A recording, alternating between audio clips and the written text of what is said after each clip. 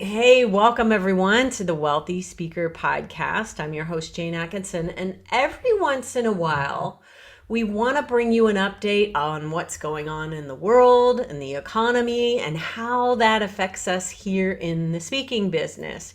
Andrew Busch is an economist, he's a client, he's a friend of the podcast, and he brings us a clear understanding of what's coming down the pike. Welcome back to the show, Andy.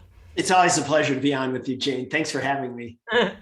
Well, now, for people who might have missed previous episodes, please tell everybody kind of what you do day to day in your business and a little bit about your background. Yeah, so I'm an unusual guy. I call myself an economic futurist because I'm an economist, but I don't just do the economy. I really try to help people understand where we've been, where we are, and where we're going for their business. And so for every client that we get to keynote for and others that we get to consult for, we run through the economy. We talk about a lot of what's going on there. Obviously, supply chain, labor supply, inflation, war in the Ukraine. These are all really important topics. We also talk about the government policies that are impacting their business. But the thing that I deliver that's really unique, and we have a lot of fun with this for every sector of the economy, is what we'll do is we'll do a case study on that industry, and we'll look at the challenges, but we'll also look at the growth opportunities that are coming for not just today or tomorrow or even 18 months from now, but really 5 and 10 years down the road. So it's been a blast, and it's been fascinating to see what's been going on in the world because it's very busy right now, obviously with a lot of terrible things happening. Mhm. But out of tragedy, there comes a lot of opportunities. And so opportunities of change, opportunities of positive change. Who would have thought Sweden and Switzerland would have come to the defense of the Ukraine? I mean, these are neutral countries, and we're through World War II. So the world has changed, and some of the things have been changed for better. So that's what I do. My background is a little unusual. I worked for an investment bank for a long time. I was the global currency and public policy strategist for a large investment bank. Then I went out on my own doing research for my boutique research firm. That, we help clients understand the world and the future. I spent some time in government.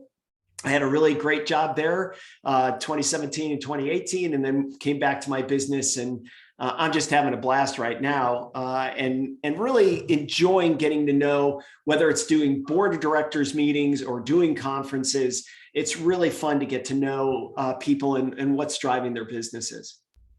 Well, you've mentioned a few of the things that I want to dive into today. Things that could affect us and are affecting us right now in the speaking business. Talk a little bit. You mentioned inflation, you mentioned supply chain. Um, are either of those a huge impact on us in speaking? I know it hits us and the gas pumps. I mean, it hits us in the pocketbook right now individually. Will it affect meetings, do you think, and corporate meetings? Yeah, and it's interesting. I think, first of all, the economy has been doing very well in the United States and really globally. So that's great news for everybody in the speaking business and the conference business. Um, COVID, with the exception of China, appears to have been reduced as far as a risk or fear factor for people having conferences. It's still important. It's still something that we all have to be aware of. But A, we're never going to see a shutdown like we saw in 2020. That's never going to happen again. B, I don't think we'll ever see a state shutdown like Hawaii or California again. So we shouldn't see that negatively impact conferences. You will have some companies hesitant to get people together at different times, probably mainly in the winter time. But you know, so that's kind of the overarching view of what's going on right now. Now, of course, with what's happening with the war in the Ukraine, we still haven't seen the full force of the effect on the economy yet, globally. What And does what that look like? well, What is the full? well, it will make it much more expensive to do things. Mm, Um, so inflation is going to continue to be an issue. okay. We know interest rates in the United States are going up. We Canada know, too. Yeah, Yep. in Canada too, right? They just raised rates. And Yep. so we know that because of the shortages for whether it's semiconductor chips or wheat coming out of the Ukraine, things are going to be unstable. And so that's a challenge because how does that translate or come back to the speaking business? Well, it takes money away from events that some corporate people believe are not as important as other, things. And so where they reduce their money down, where they go, oh, if they paid $50,000 for a speaker before, maybe they only want to pay 30. Okay. So I think that's how it would cascade down. We're not at that point yet, but I would say we'll see some of this begin to impact probably starting in the second quarter with people being hesitant to have and plan out their meetings. But I think, Jane, as well as I do that like the speaking business has changed so much. I get requests from people 4 weeks out. I mean, if that, like sometimes it's 3 weeks, it's Okay, let crazy. me ask you that. That's probably corporate versus association, am I right? Yeah, I would say so for sure. So timelines, even in association world, have definitely, we used to back in the day, probably have, 18-month, 12-month timelines for associations. Yeah. But if they're smart, I think they don't know what people need 18 months from now, and they're tightening those up a little bit. But at the same time, so we can't count on booking stuff a year in advance like we used to. Right. And that just means that we're more nimble, they're more nimble. I I know people like to be able to look out at their calendar and feel that cash flow coming, but maybe the times have just changed on that forever. I just will give you two examples. And if you're looking at like booking a celebrity, Hmm. right? A month ago, you would have loved to have booked Will Smith, Yeah. right? But things change. Yep. And so, I know a lot of entities, a lot of associations and corporates like to book, celebrities. And I think that's great for what they bring to the table, depending on who Right. they are. But you do have to, you've got a risk of that person at some point. And then, of course, you've got an event like the war in the Ukraine, where, like you said, associations, maybe they like to plan out a year. Now it's probably shortened to at least 6 months. But as I tell people who do that, I go, look, that's great. I totally respect that. But do you realize that the world's changing so rapidly now that like Yes. you really want to be able to be adaptive and bring for your audience the best person who brings the best information Right. available. Nimble. I think nimble is the call for the future. Yeah. So you are right now we haven't had a coaching call for a while, so I'm thinking you're out, you're busy, you're doing it, you're out, you're too busy to work on the business because you're out doing the business. So that means that there's a lot of events. So what are you seeing? Are you still seeing some virtual? Are you seeing second and third quarter in-person things? Yeah. So last year was a record year for the speaking business. This year, we're on track to beat that by about 25%. Isn't that great? And it is. And I think in speaking, and Jane, of course, I'm telling you this, but I'm saying this for everybody else, is like it takes a while for you to find your voice. You and I worked on this a lot. Like, who are you, Andy? What are you going to deliver on stage? Can you be comfortable doing that? And then also, it takes a while to build that momentum, right? That you need to be successful. And so, what's happened from my business is that professionalizing it, getting a really great CRM, really working that aggressively, understanding the relationship that I have with so many of the speaker bureaus, but really also crafting the content that I have. That I've created something truly unique, and it's a really, I wouldn't say it's niche, but nobody else, humbly stated, nobody else does what I do. And so that's what's really been fun for me. So as I look at my speaking business and looking into the coming quarters, couple of things jump out to me. First of all, I've never been booked out to like the fourth quarter, and I'm already getting booked out that far. So that's really great. The Okay. second thing is it's rare to do a virtual. I think this year I've only done one of those. Wow. Okay. So That's an enlightening yeah, and I knowledge. think it depends on what country you're in. If you're in Canada, you're probably doing virtuals. If you're in the United States, you're probably not, Yeah, unless you're in the I tend north. more conservative. I'm just getting ready to go on the train to Toronto. That's a 2-hour trip, and that's my only my second time in 2 years that I will have traveled. Yeah, And we are meeting for the first time, the same group that I meet with every quarter. We are meeting for the first time in person, very cautiously. A yeah. lot of rules and things in place. We'll all have a little armband on saying our comfort level for hugs. So I want to go back to something you said, though, because I think it's informative for other people.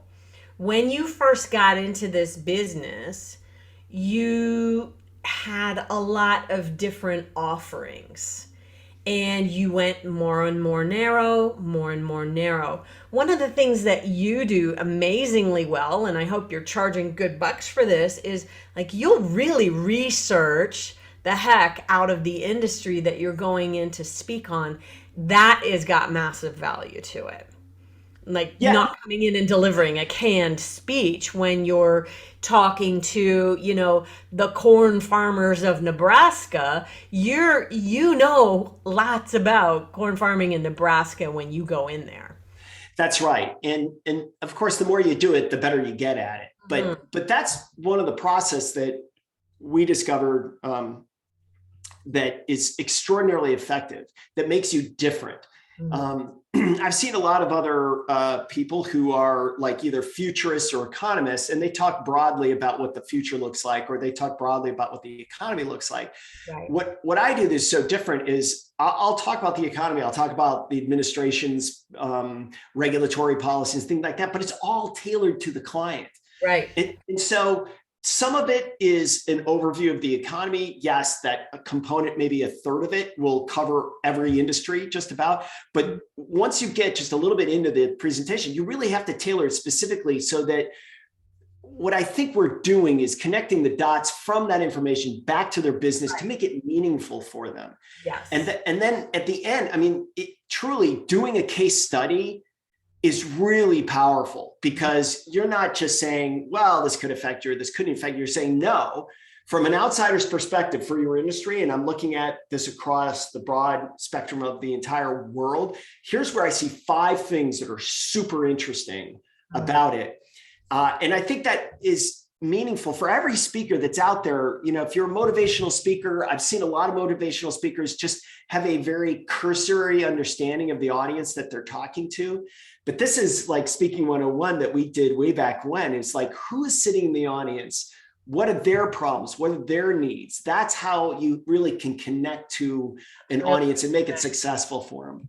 And because you have had a job at the White House, you can actually speak firsthand on what a platform that this administration has, how that's going to affect the corn farmers of Nebraska. Like you really are connecting the dots. And I think that that's really interesting for you all to ask yourselves, okay, how can I really help solve the biggest problems of this audience today Mm-hmm. in your wheelhouse, in your expertise. Right. Okay, so what I think I hear you saying is that Ukraine, uh, the war that's going on, and I can start to cry. I've cried on other podcasts before talking about it, so I'm going to be careful here today. Not that I'm laughing about it; I'm laughing at myself crying on podcasts. Um, is so devastating and so difficult to see what's happening. And do you ever see anything changing in terms of policy? Oh, you do. Oh So, yes, we've already seen it, and yes, there is terrible tragedy going on in the Ukraine. I had this conversation with my son this morning. I said, Mm. I really like what I do for a living, but sometimes it's really tough when I have to see shallow graves and handcuffed or people with their hands tied behind their back and shot in the head in the street. Right? Those are tough images to get out of your mind. So is. It's really difficult to see what's going on in Ukraine and see something positive come out of it. Yet, I will tell you, there are really good things that are happening. First of all, we have ended, hopefully, the appeasement of Vladimir Putin from Germany and Europe due to the energy situation. So that's a great thing. It will take time to disentangle Germany, especially because of natural gas more than oil, away from Vladimir Putin. But that's fantastic. And that will not come back, right? I mean, that No, cut off a pipeline and that's it, right? yeah, and the thing about gas, well, I don't want to get too granular, but it's regional. Like oil is a global market, gas is a regional because of the pipelines. But anyway, the thing is so that's a positive. Switzerland and Sweden moving away from being neutral to actually saying, well, Sweden's sending weapons and support to the Ukrainians. Mhm. Germany deciding to finally spend $100 billion on defense spending to shore up what's going on in their country, but also to help the Ukrainians. Just the world coming together to isolate Russia has been a great thing. So there are some really positive things. Getting back to the supply chain, though, there's some really tough things that are going to come from this. And we're going to go through disruptions for the next 6 months to a year and a half because of that. And there will be other places in the world that will become unstable. Turkey being one of them, Egypt being another place, because they get the majority of their wheat from the Ukraine. And so the last time, of course, we had something similar happen where the price of wheat went up significantly, it created conditions for the Arab Spring.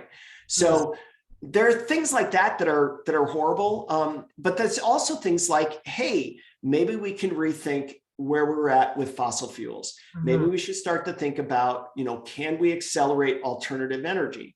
We're never going to quite get there. We're going to need fossil fuels for a very long time, but can we move away from autocratic rulers who are producing petroleum? That's Right. so there's always some good things that are coming out of horrible situations. It's just really hard to see them when there's bodies lying in the street. Right. And I want people to have perspective when you go to pay at the pump or when your hot tub is going to take an additional 10 months to get in. Like, let's remember, okay, how privileged we are in this world Mm.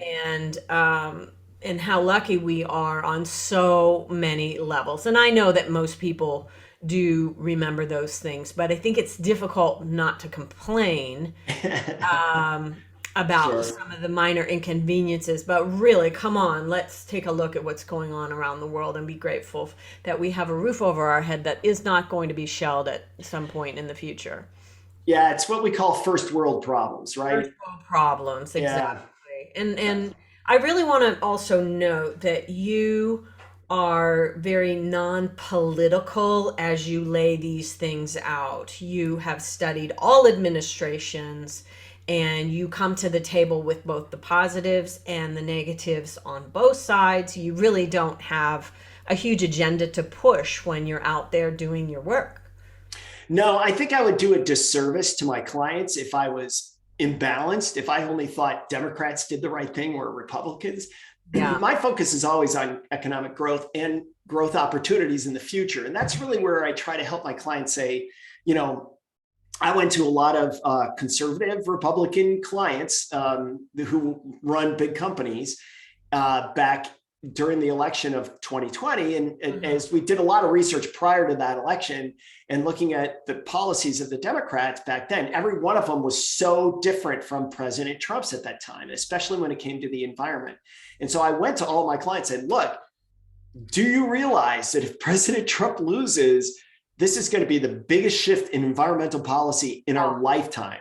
Yeah. And so that's my job, is to like present a different point of view to people.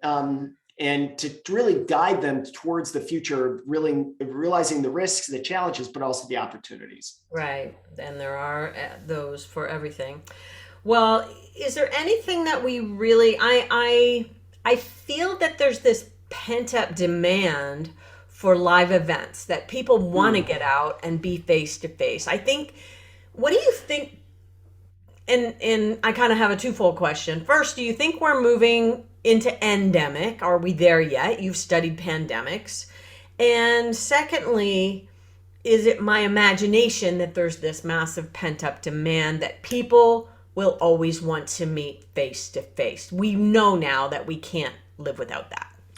Yeah, you hit the nail on the head, Jane. I mean, people want to get together. And so when I go to conferences, there's a palpable joy in the room of people getting together, shaking hands, saying hello.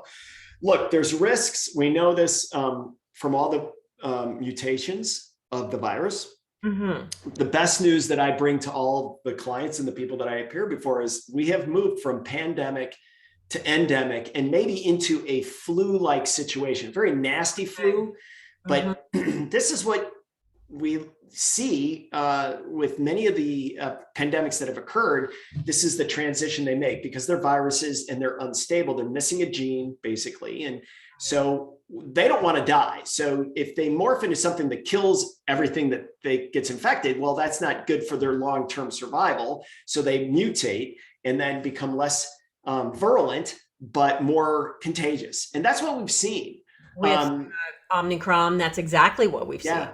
Yeah. So I've like personally, I've had 3 shots. Mhm. I had Omicron over New Year's Eve, survived that. I think I just had the latest one. I don't know, but I didn't die. A, B, I didn't have to go to the hospital.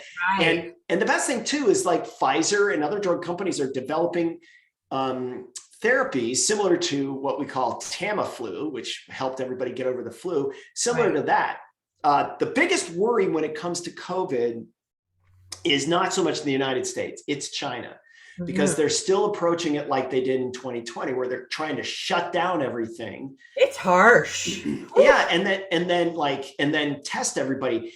And it's a Sisyphean task in the sense that when you have a virus that's very contagious, if you get anybody together, you're going to spread it. So if you make people line up to get tested, they're likely to spread the And disease. that's the only time they're allowed out. They're not even allowed out to walk their dogs. Yeah, it's really bad. But the problem for the rest of the world is that they shut down big blocks of their economy. This is Mm. what they did in February of 2020. It caused a lot Oh, of problems. This that's is what gonna they happen. do right now when it comes to manufacturing. People can't Yes. get parts Yes. because if they have people in Shanghai, that's one of the regions that they just recently shut down. So those are the things that that cause problems for the rest of the world. I hadn't even thought about that latest shutdown being a part, how many things in your house weren't made in China? Right. Really? Like how many things in your house? I look around, everything I have is probably, you Well, know, how about Canada, right? Canada has to import toothpicks. Now think about that for a second. That's insane, right? There's more we have wood in wood, Canada than any place, we have but trees. What's but the your toilet paper, same thing. I mean, it's just like we've. So that's one of the other big themes that I talk about to clients is with the supply chain, do you start to reshore the manufacturing process back to your home country Mm, or back to Canada or back to Mexico or the United States? As those supply chains got really stretched, that's what people have to start thinking about, which is not easy to do. There's a lot of expertise and skills over in China that we've lost in our countries right. because it's so much cheaper to do it there. Maybe that wasn't a good decision. Maybe we should bring that back. That's what we discovered during trying to get the vaccines, right? And the ingredients for those vaccines, some of them were only manufactured in China or India. So yeah, I mean, it's a rethink about globalization overall, which I think is a healthy thing. And if we bring more manufacturing jobs back, then of course that's more jobs, and those are good things. And keeping the costs low, I know, is the hard part. Sure. Andy, as usual, you are the great calmer downer. we still are going to end this on a positive note because we know that people want to meet.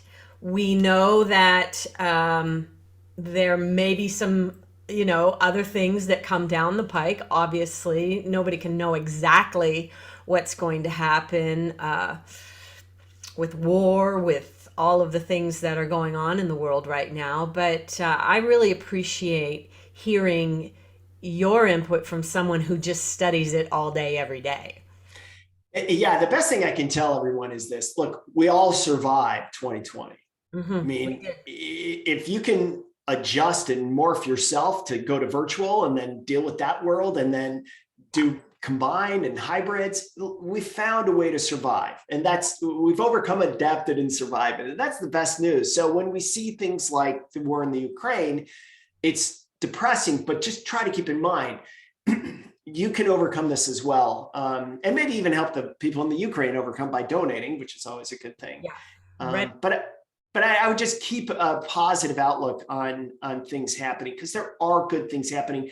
It just doesn't get reported in the media a whole lot. Hmm. Well, I want to put in a plug for the Red Cross. I did my research, and that's where I'm putting my Ukrainian dollars towards. One of my friends, a couple of friends, made borscht, and they sold soup to the tune of $7,000. Oh, that's great. To the Ukrainian Red Cross. So Wonderful. I just love seeing it. I think that where there is strife, there is opportunity. And so, COVID, we figured that out. We actually realize now that the opportunity is that virtual is here to stay. And now we can potentially work that into all of our packages, and that it will be something that we continue to do because why not? We're set up for it. We're ready to go. We can do it very, very easily from our backyards in our comfy rabbit slippers. Yeah.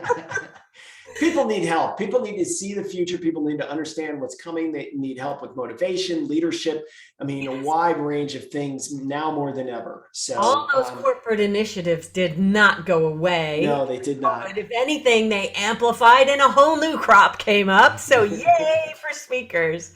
There All you right, go. Andrew Busch, if people want to get in touch with you, how's the best way for them to connect with you? Sure. Andrew, my website is andrewbusch.com. So it's Busch like the beer, Busch.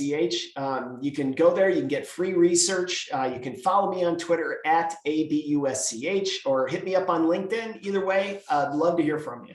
Beautiful. Thank you so much for being here. Thank you all for listening. And we hope that we've given you some positivity about the world and what is coming down the pike. Maybe a little bit of brace for impact for a few things that are coming. Thank you for that. And we'll see you soon, wealthy speakers. Bye for now.